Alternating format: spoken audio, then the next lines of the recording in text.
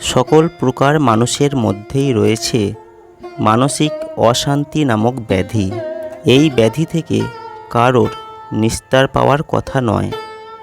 মানুষের জন্মলগ্নে যা নির্দিষ্ট করা হয়েছে তার ব্যতিক্রম সহজে হওয়ার নয়, হবেও না হয়তো। কারণ বিশ্ব নিয়ন্তা তাঁর সুকঠিন নিগড়ে বেঁধে রেখেছেন বিপুল জনজাতিকে। উপায় নাহি রে, উপায়ে নাহি পালাইবার। ইচ্ছা হলেই যত্রতত্র গমনের অধিকার আমাদের নাই। ঈশ্বরের হস্তপুত্তলিকাবৎ যাহাদের জীবন পরিক্রমা, তারা চাইলেই যা ইচ্ছা করতে পারবে তা নয়। নিয়ম বলে জগতে কিছু একটা আছে, তাকে মেনে চলতেই হবে। তা না হলে জীবন জলাঞ্জলি দিতে প্রস্তুত থাকতে হবে। সেটা কেই বা চায়? জীবনের মায়া পরিত্যাগ করা সহজ ব্যাপার নয়।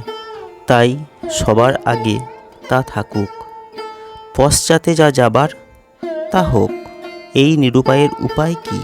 মানসিক অশান্তি ভোগের কারণ অনুসন্ধানের কোনো ইচ্ছা কখনো কি মনের মধ্যে হয়েছে? বোধ করি তা হয় নাই। তা হলে কোনো না কোনো একটা উপায় অবশ্যই পাওয়া যেত। তা না করে কেবল অন্যের প্রতি দোষারোপ এবং নিজের গ্লানিতে নিমজ্জিত হয়ে মরতে সচেষ্ট থাকা, ফলে যা কাম্য নয় তাই হয়, ভোগান্তি ঘটে। আসলে আমরা অনেক কিছুই জ্ঞাতসারে স্বীকার করে বেঁচে থাকার চেষ্টা করি, কিন্তু পরক্ষণেই চঞ্চল মতিকে তাহা ভুলিয়ে অন্য পথের অনুসন্ধানে বের হয়ে পড়ি। কিন্তু সঠিক পথটি অন্বেষণের পরিবর্তে যার কোনো প্রয়োজনীয়তা নেই এমন কিছু নিয়ে হয়তো কল্পনা বিলাসে মেতে উঠি।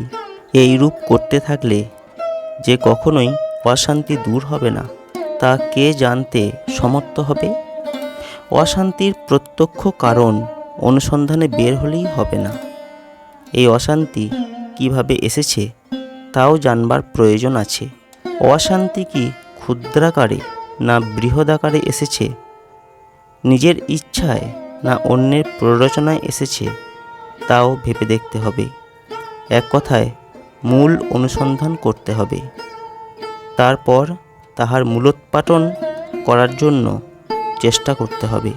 উদাহরণস্বরূপ বলতে পারি, রোগীর ব্যাধি নিরাময়ের মূল কারণ কি তা অনুসন্ধানের প্রয়োজন হয়। তাতে রোগীর চিকিৎসা করানো সহজ হয়। ঠিক তেমনিভাবে অশান্তির মূল কারণ কি তা অন্বেষণ করে দেখতে হবে।